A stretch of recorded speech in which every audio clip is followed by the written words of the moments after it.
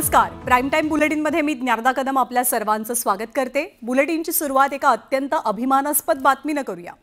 2024 या वर्षाला निरोप देताना इस्रो अंतराळामध्ये मोठा धमाका करणार आहे. इस्रो सज्ज आहे आपल्या महत्त्वाकांक्षी स्पेडेक्स मिशनसाठी. अगदी थोड्या वेळात श्रीहरिकोटा इथल्या सतीश धवन अंतराळ केंद्रातनं 2 उपग्रहांचं प्रक्षेपण केलं जाईल.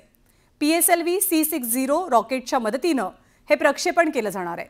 स्पेस डॉकिंग एक्सपेरिमेंट असे या मोहिमेचं नाव आहे, अर्थात स्पेडेक्स. त्या अंतर्गत SDX-01 आणि SDX-02 हे 2 उपग्रह अंतराळामध्ये प्रस्थापित केले जातील. या मोहिमेमधनं इस्रो पहिल्यांदाच 2 उपग्रहांना एकत्र आणण्याची आणि अवकाशात जोडण्याची आपली क्षमता सिद्ध करणार आहे. 2035 सालापर्यंत भारत स्वतःचं अंतराळ स्थानक प्रस्थापित करण्याच्या दृष्टीनं इस्रोची आजची मोहीम अत्यंत महत्त्वपूर्ण मानली जाते.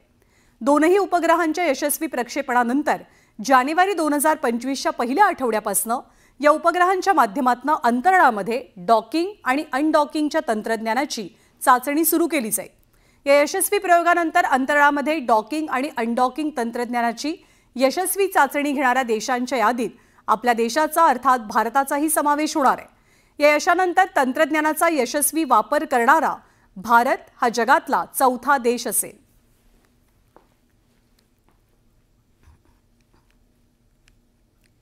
आणि इस्रोचं हे स्पेडेक्स मिशन नेमकं काय आहे ते आपण जाणून घेऊया.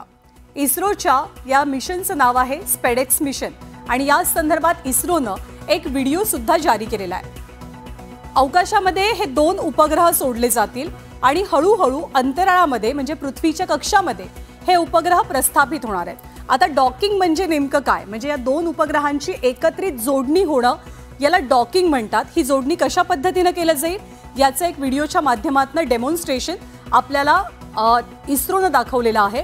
आणि अनडॉकिंग म्हणजे काय, तर ते हे 2 उपग्रह विलग करणं म्हणजे एकमेकांपासून दूर करणं म्हणजे अनडॉकिंग.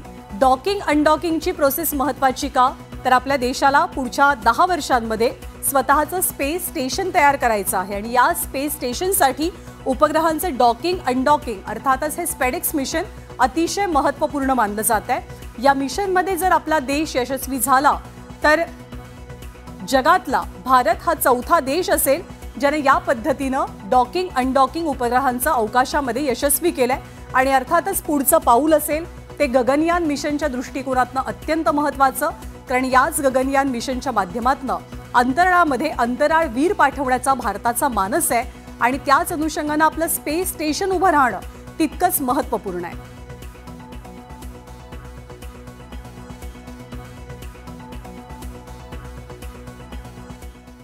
तर स्पेस डॉकिंग एक्सपेरिमेंट म्हणजे नेमकं काय हे सुद्धा आपण सोप्या भाषेमध्ये जाणून घेऊया. हे एक्सपेरिमेंट म्हणजे इस्रोची मोहीम नेमकी काय आहे, तर 2 उपग्रह इस्रो अंतराळामध्ये सोडणार आहे आणि अगदी थोड्याच वेळात म्हणजे रात्री 10 वाजता हे अंतराळात सोडले जातील.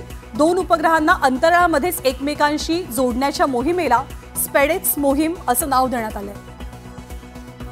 अंतराळामध्येच या उपग्रहांना वेगळं केलं जाईल. जानेवारीच्या पहिल्या आठवड्यापासून म्हणजे पुढच्या वर्षीच्या पहिल्या आठवड्यापासून डॉकिंग आणि अनडॉकिंग याची चाचणी घेण्यास सुरुवात केली जाईल. भविष्यामध्ये मानवी अंतराळ मोहिमांचा पाया भक्कम होण्याच्या दृष्टिकोनातनं हे स्पेस डॉकिंग एक्सपेरिमेंट अत्यंत महत्त्वपूर्ण आहे. आणि या तंत्रज्ञानाचा यशस्वी वापर करणारा भारत हा जगातला 4था देश ठरेल. आणि नेहरू तारांगणचे संचालक अरविंद परांजपे सध्या आपल्या सोबत आहेत. अरविंद परांजपे सर, आपलं स्वागत आहे न्यूज 18 लोकमतमध्ये. एका अत्यंत ऐतिहासिक घटनेच्या दृष्टिकोनातनं विचार करता भारत पहिलं पाऊल टाकतोय. सर्वसामान्य माणसांना जर याचं महत्त्व समजावून सांगायचं असेल तर कसं आहे महत्त्व आत्ताच्या या मोहिमेचं? बघा, ही प्रचंड महत्वाची मोहीम आहे आणि आपण बघतो की गेल्या 50-एक वर्षामध्ये इस्रोने पल्ले गाठत अनेक त्यांचे रॉकेट यशस्वी केलेले आहेत.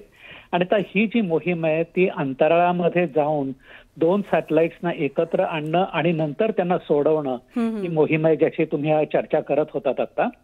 आणि ह्याचं महत्व कशासाठी आहे तर उद्याला 2 कामांसाठी. एक तर म्हणजे की आपण गगनयान पण पाठवायचा विचार करतोय, त्याच्याबद्दल काम चालू आहे. अंतराळ यात्रींची वीरांची नियुक्ती म्हणजे सिलेक्शन झालेलं आहे, म्हणजे ट्रेनिंग चालू आहे त्यांचं. त्यांच्यापैकी कोण जाईल ते आपल्याला नंतर कळेल. पण हे अंतराळात गेल्यानंतर तिथे तुम्हाला एक स्पेस स्टेशन स्थापन करून त्याच्यानंतर तिथे वारंवार तिथे जाता यावं, ह्या दृष्टिकोनातनं हा पहिला प्रयोग आहे. तसे हे सॅटेलाइट खूप मोठे तशातला भाग नाही, साधारण 220 किलोग्रामचे आहेत हे सॅटेलाइट. आणि हे आधी पाठवण्यात येतील आज जेव्हा उड्डाण होईल तेव्हा.